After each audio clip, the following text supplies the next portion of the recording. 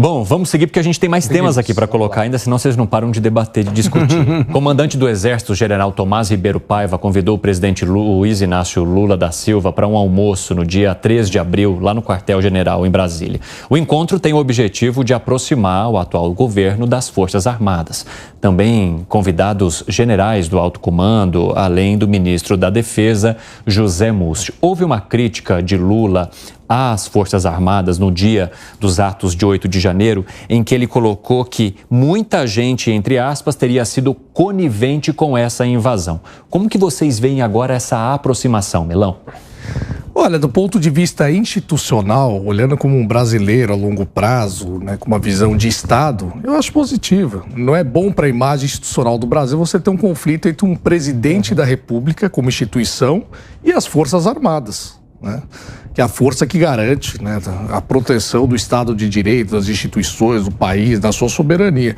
Então é importante que eles, um almoço, no caso, entre o presidente e as Forças Armadas, é um ato simbólico importante para mostrar, né, que, em termos, né, de relação entre essas duas importantes instituições, né, isso está apaziguado. Então é um ato independente da posição de cada um, se um gosta do outro ou não, se um votou no outro ou não, no caso, né, se o comandante do Exército votou ou não no Lula, se o Exército tem preferência por um candidato ou não. Eu acho que institucionalmente, para o país, uma visão de Estado, é importante esse almoço para o país e para a imagem do país lá fora. Um encontro que vem num começo de um mandato, pós-mandato de Jair Bolsonaro, em que as Forças Armadas estavam sempre ali no debate político, sempre nas falas, em discursos.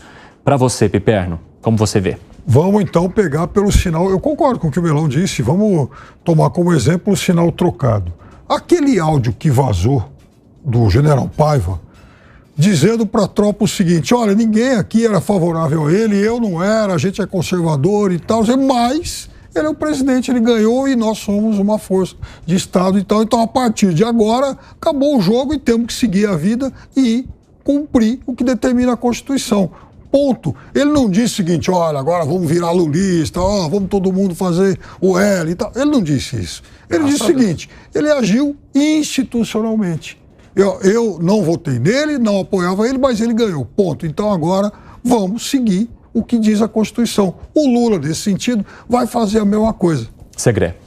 O presidente, além de presidente, é comandante em chefe das Forças Armadas. Então é uma questão necessária. Esse vínculo tem que ser estreito, tem que ser próximo, mas também poderia ser aproveitado em função desse comentário que você citou, entre aspas, do presidente Lula, para definir se realmente teve conivência por parte de alguns, de alguns generais ou altos dirigentes do Exército através do CPMI, que parece que agora vai começar a tramitar. Mas isso tiraria a suspeita do Lula em relação a que teve conivência e aproximaria mais essa questão do Exército com o seu comandante em chefe. Concorda, Gani? Concordo sim, né? Até porque tem muitas perguntas sem respostas em relação ao 8 de janeiro, e quando ele acusa de maneira leviana, que coloca de maneira muito genérica, né, que os militares estariam junto com a população, enfim, não como algo pontual. Bom, se de fato estivessem, teria tido um golpe, porque em última instância, quem tem o poder é quem tem o canhão.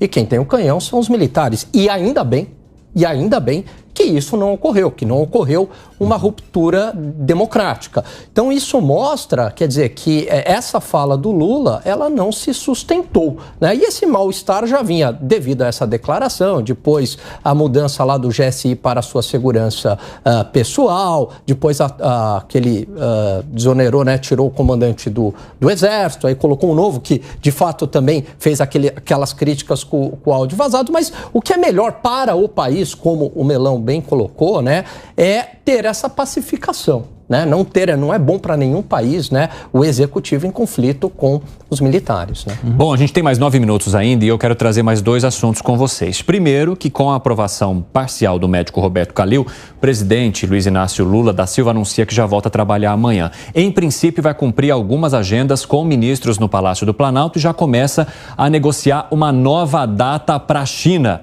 Agora às 5h51 da tarde. E é desse assunto que eu vou trazer com vocês agora. É imprescindível que uma nova data seja marcada e que essa viagem aconteça o mais rapidamente possível diante da quantidade de acordos que deveria ter sido feita agora nesse primeiro momento, 20, segundo Itamaraty, Segré? Esse é o ponto, tem que ser. Sim, porque senão esses acordos não são feitos. E a diferença do que acontece no setor privado, não dá para assinar os acordos por certificado digital. Tem que estar, tem que ir, tem que ter a foto, tem que ter esse discurso de ambos os presidentes mostrando não apenas o que foi negociado, sino por que foi negociado. Eu continuo imaginando que é preciso para o Xi Jinping que Lula vá para ele assinar, e não está na pauta, mas eu duvido e acho que vai ser assinado a incorporação do Brasil dentro da nova Rota da Seda, que para a China é muito importante e, além do mais, agora tem que comemorar. Hoje a Dilma foi colocada na posse dos presidentes dos bancos dos BRICS, e isso também é um tema que precisa ter o reforço presidencial. Piperno, você acredita que os ministros poderiam ter ido mesmo sem a presença de Lula, ou valeu a pena cancelar, adiar a comitiva como um todo e agora tentar uma nova viagem? Não, da agricultura, por exemplo, Carlos Fávero está lá, inclusive com uma super delegação, então muita gente negociando acordos, contratos, um pouco antes do que seria a viagem oficial.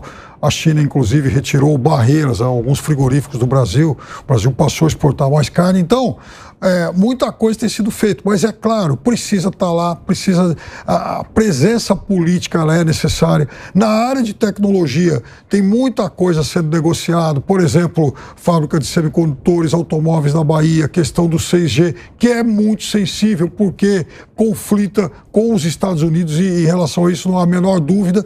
E o Lula está lá também para falar o seguinte: olha, eu estou aqui, a China está colocando dinheiro no nosso país e em outros aqui na América do Sul, onde ela aumentou exponencialmente a sua zona de influência. Então, a gente aguarda, a gente espera que vocês, resto do mundo, façam o mesmo.